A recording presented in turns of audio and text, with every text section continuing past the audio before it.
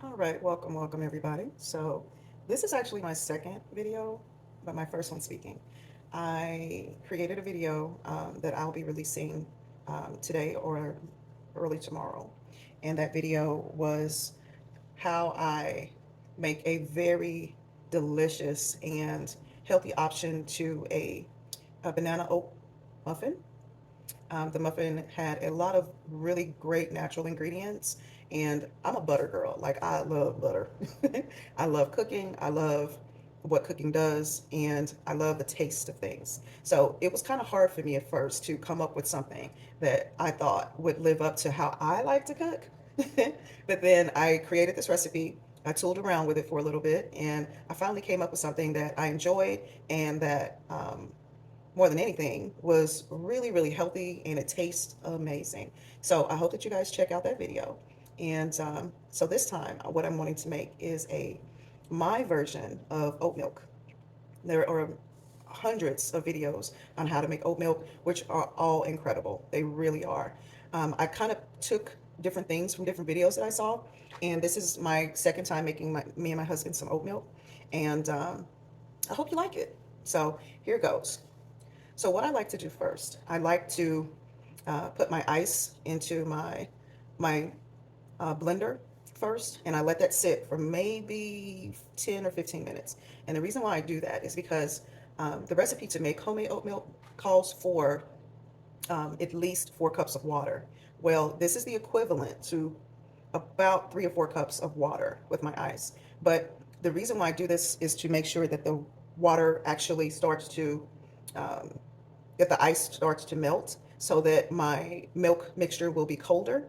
Um, and, and secondly, it also um, helps to stabilize everything better. So here goes.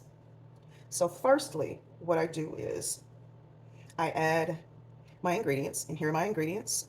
So my first ingredient, and this is what I really love to cook with because it just really brings out the flavor in your baked goods.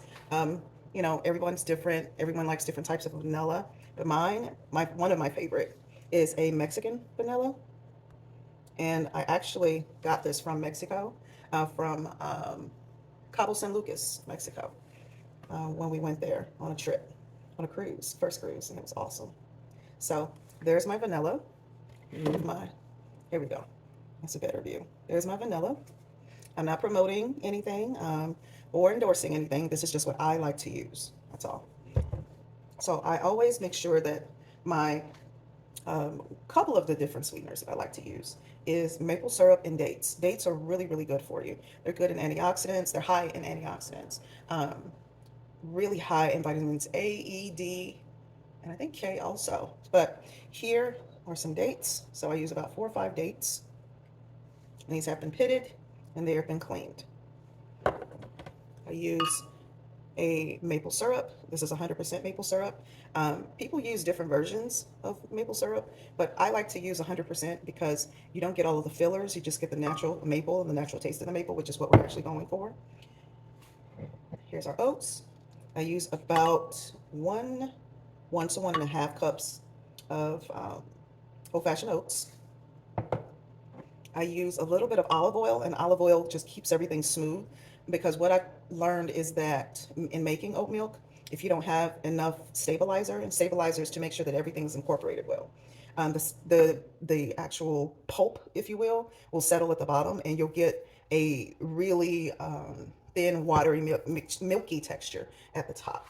So to try to keep that from happening, I add olive oil, and this is 100% olive oil, California olive oil. And this is a game changer, soy lecithin.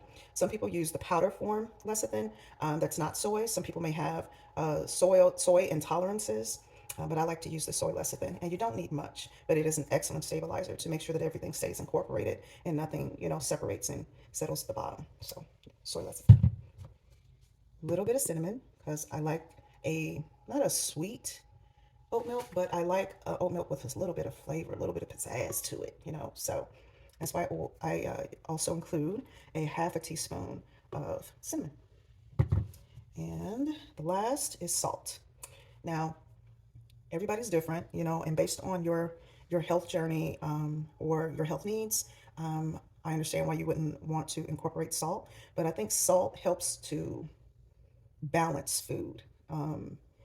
Salt should never be used to be like a taste. Well, let me take that back. It's there for taste, but it should be there for balancing because, we can actually overdo it with salt, which causes its own health problems. So we definitely don't want to do that. But I'm going to be using 1/8 of a teaspoon of salt also.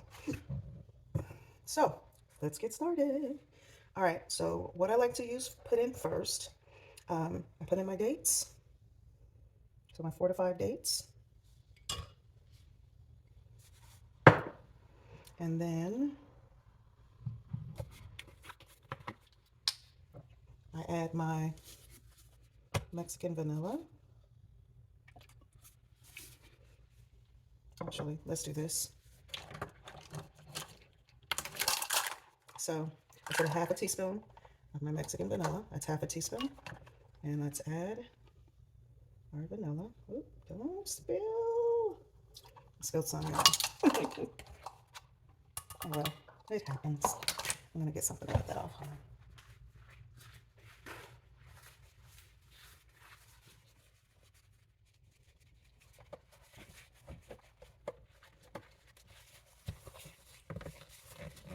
All right, that over there.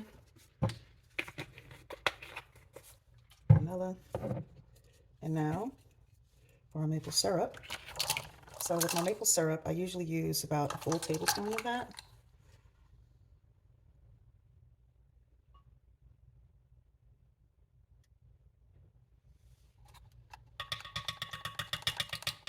And that's my maple syrup.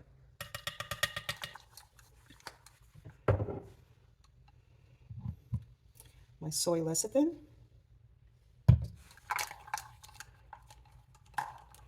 I'm going to use 1 teaspoon of soy lecithin. Again, there are different things that you can use. Some people use like rice flour. You can use the soy lecithin. You can use the lecithin powder, which I think is a rice-based lecithin powder. Soy lecithin kind of reminds me of honey, like the consistency and the thickness of it. Right, actually. Oh, there we go. All right. And now my olive oil. And I want the same amount of olive oil as I did with the soy lecithin. So you don't need much. And then the olive oil will be able to pull some of that liquid out too. Yeah. There we go. All right. Salt. I'm going to use 1/8 of a teaspoon of salt.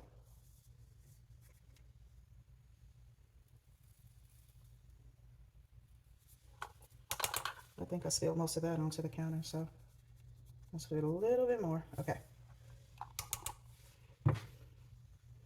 And then I'm going to add my cinnamon. So I'm going to use 1/4 of a teaspoon of cinnamon.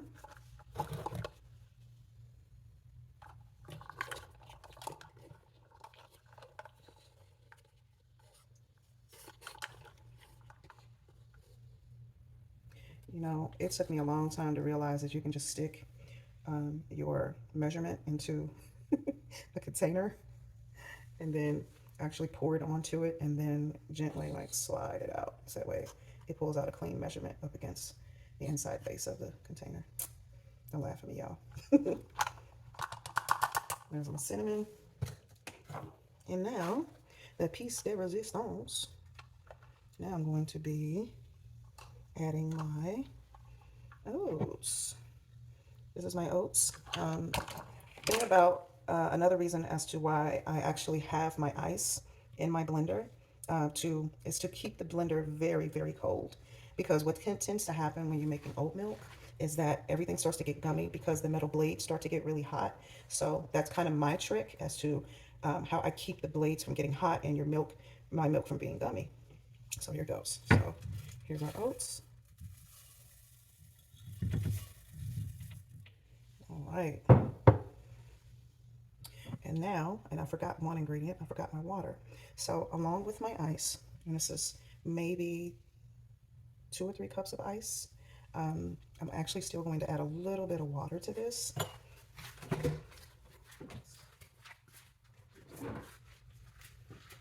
And what I like to use is bottled water. I'm kind of partial to Crystal Geyser or even Zephyr Hills water.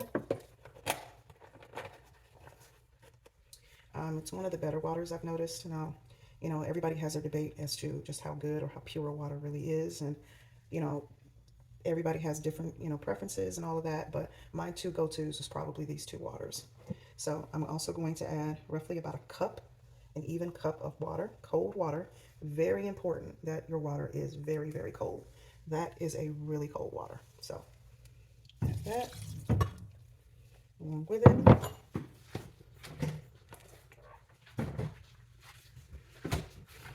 And let's get to blending, y'all.